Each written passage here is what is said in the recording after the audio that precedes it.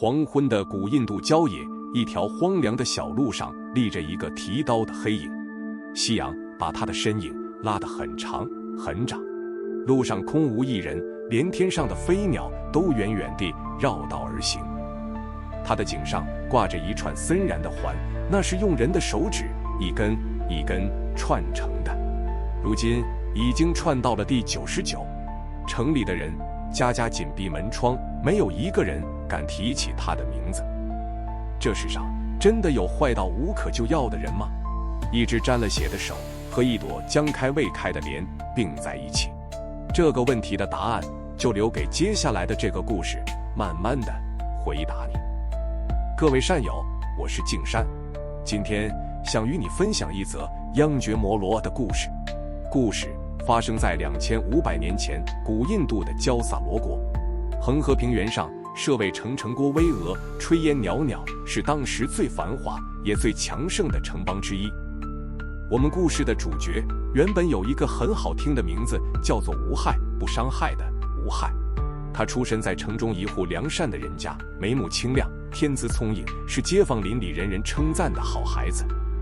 到了求學的年紀，他被送到一位很有名望的婆羅門老師門下。在所有的同窗裡，他最勤奮，最用功，悟性也最高，因此也最受老師的器重。可是一個人太過出色，有時候也是一種招禍。他的優秀漸漸引來了同門師兄弟深深的嫉妒，一場針對他的構陷就在暗地裡悄悄地開始了。那些師兄弟在老師面前一次又一次地進讒言，誣陷他行為不端，心懷不軌。三人成虎，日子久了，老師竟也信以為真，動了要除掉他的念頭。可這位老師並沒有明著動手，他起了一個更陰狠的念頭，要設下一個局，一個包着成道糖衣的，足以毀掉這個年輕人一生，也毀掉他來世的毒局。他把無害喚到跟前，神色莊重地說：“孩子，要修成最高的法門，你必須去取100個人的手指，串成一串指蠻，戴在身上。這是上古傳下來的秘法。”無害嚇得連連後退，殺人怎麼可能是修行？這分明是傷天害理。可那老師卻說得言之鑿鑿，說這是世間凡夫無法理解的最深最秘密的法門。老師步步緊逼，用尊師重道這4個字，用你若不從，便是辜負了我多年的栽培，這句話一層一層把他心裡那道防線一寸一寸地攻破。就這樣，一個本性善良的青年，竟在不敢違背師命的這份扭曲的孝順裡，一步一步被推向了深淵。最後，他顫抖着雙手接過了那把刀。走出師門的那一刻，他抬頭望向城外蒼茫的曠野，天還是那片天，地還是那片地，他這個人卻已經踏上了一條再也回不了頭的路。第一次舉起刀，他渾身發抖，幾乎握不住。可是人啊，心裡那道惡的閘門最難的就是第一次，一旦過了那道坎，這閘門就再也關不上了。從此，他每害一條性命，就取下一根手指串到那串環上，那串指蠻一寸一寸地變長，而他這個人也一點一點的不再像一個人。日復一日的殺戮磨去了他眼中所有的光，他成了曠野裡一個令人聞風喪膽的修羅。到最後，他甚至連自己原來那個無害的名字都忘了。指蠻外道的凶名傳遍了四方，商旅繞道而行，村落十室九空，設為城外的那一片曠野成了人人聞之色變，避之唯恐不及的死地。消息終於傳進了王宮，國王波斯匿王勃然大怒，當即點起了軍隊，要親自帶兵去剿滅這個無惡不作的殺人魔。而此時，他的指蠻上已經串到了第99根，只差最後一根就能湊滿100。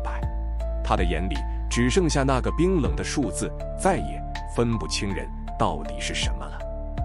而在城中，他那年邁的母親聽說了兒子的惡行，也聽說了官兵就要去绞殺他，他心如刀絞。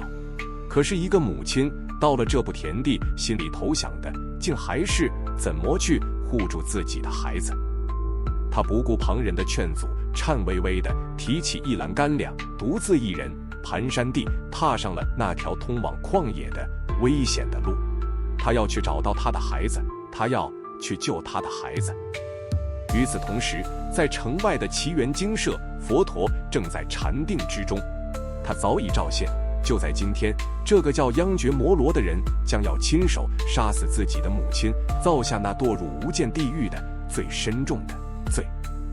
佛陀睜開眼，輕輕地嘆息了一聲：“我若不去，他便要弒母，墮入無間，萬劫不復。可他本是一個能夠被度化的人啊。”於是佛陀獨自一人起身走向了那片曠野。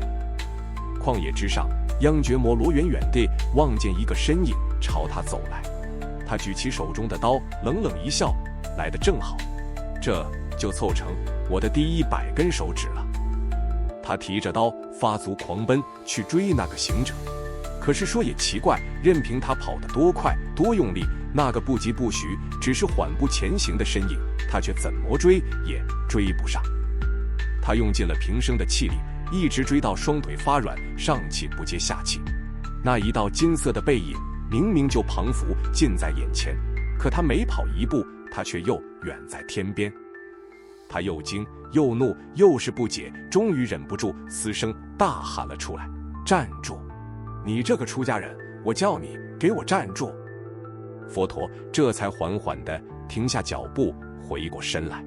金光之中傳來的那一句話，輕得像一片羽毛，卻又重得壓垮了他半生的瘋狂：“我早已經停下來了，是你還沒有停下来。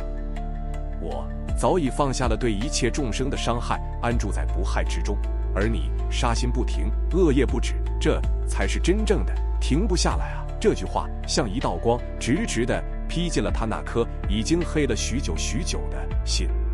半生的瘋狂就在這一句話面前轟然崩塌。他這才看清，原來自己拼了命追趕的從來都不是這個出家人，而是一條他自己再也停不下來的不歸路。他渾身發抖，緩緩地低下頭，看着自己這一雙手，就是這雙手殺害了99條活生生的性命，而方才還差一點連自己的生養他的母親都不肯放過。當的一聲，他鬆開了手，那把殺人無數的長刀重重地落在了地上。原来所謂的放下屠刀，就在這一念之間。他撲倒在佛陀的腳前，額頭深深地抵着塵土，一把扯下頸上那串森然的指環，泣不成聲地哀求：“弟子知罪了，求世尊慈悲救救我。”佛陀低下頭，看着腳前這個渾身罪業的人，那目光裡沒有一絲一毫的嫌棄，也沒有半分責備，只有深深的悲憫。因為在佛的眼中，沒有任何一個人是不可以被救的。佛陀只是輕輕地喚了一聲：“善來，比丘。”短短的一句話，竟洗去了他半生的污濁。他的鬚髮自然脫落，褪下了身上那件染血的殘衣，換上了一襲清淨的袈裟。也就在這時，那位苦苦尋子的老母親終於蹣跚地趕到了。他睜大眼睛望去，看見的不再是那個殺人魔，而是一個正端端正正跪在佛陀面前剃了頭髮的他的兒子。母子相見，恍如隔世。他這一念的回頭，不只救了他自己的這條命，也救下了那個差一點就死在他刀下的母親，更救下了這一段差一點就斷了的母子之緣。他跟隨着佛陀回到了祇園精舍，從此晝夜精進，痛切修行。因為他比任何人都更清楚，自己虧欠這個世間的實在是太多太多了。昔日他的眼中只有殺戮，如今他的眼中只剩下慈悲。在一次又一次的禪定中，他层层放下，层层懺悔，終於斷盡了心中所有的煩惱，證得了阿羅漢果。證果之後的一天清晨，他和其他比丘一樣，赤着腳，捧着钵，靜靜地走進舍衛城裡乞食。可是城裡的人認得他這一張臉，那些曾經被他害得家破人亡、妻離子散的舊日仇家，一眼就認出了他。積壓在心底多年的仇恨，在這一刻再也壓不住，全部爆發了出來。石塊、瓦片、棍棒像雨點一樣劈頭蓋臉地朝他砸了過來。他沒有躲，也沒有還手，只是低着頭，默默地一下一下承受着這一切。他渾身是傷，捧着破了的钵，踉踉蹌蹌地走回精舍。可是奇怪的是，即便在這樣的痛楚裡，他的眼神竟然是前所未有的平靜。他回到佛陀的座前，不為自己喊一聲冤，只是默默地禮拜。佛陀看着他滿身的傷，輕輕地說出了那句點透了因果的話：你要忍耐。佛陀說，依你過去所造下的那些惡業，你今生本來是應該墮入地獄，去承受无量劫的無法想象的極大痛苦的。但是正因為你如今肯出家修行，肯痛切懺悔，那地獄裡的深重果報便在今生化成了這一毒，被人用石頭治打的輕微的受報。這一筆沉重的惡業正在你今生一點一點地消去了劫，等你把它受完了，這一筆血債就再也牽纏不了你了。他聽懂了，原來這滿身的傷不是冤枉，而是一份天大的恩典，是一條能讓他從那萬劫不復的獄裡提前脫身的捷徑。從此以後，無論在被人如何的辱罵治打，他都甘之如飴，因為他心裡明白，每多承受一次，他這顆心反而更輕了一分，也更靜了一分。故事說到這裡，一個殺了99個人的人尚且能夠放下屠刀立地成聖，那麼這世上又哪裡真的有一個所謂不可救的人呢？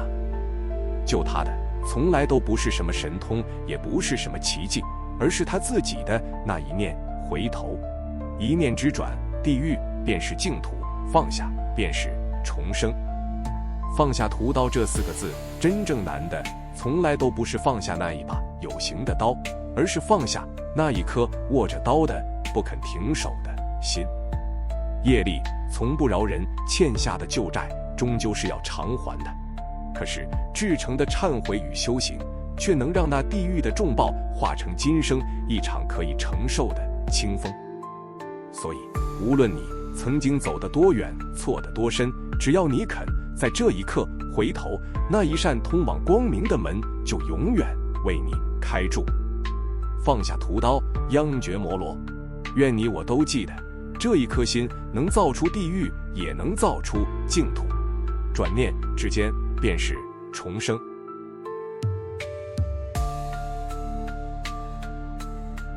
救央覺摩羅的不是神通，是他自己那一念回頭。屠刀人人有，放下便是岸。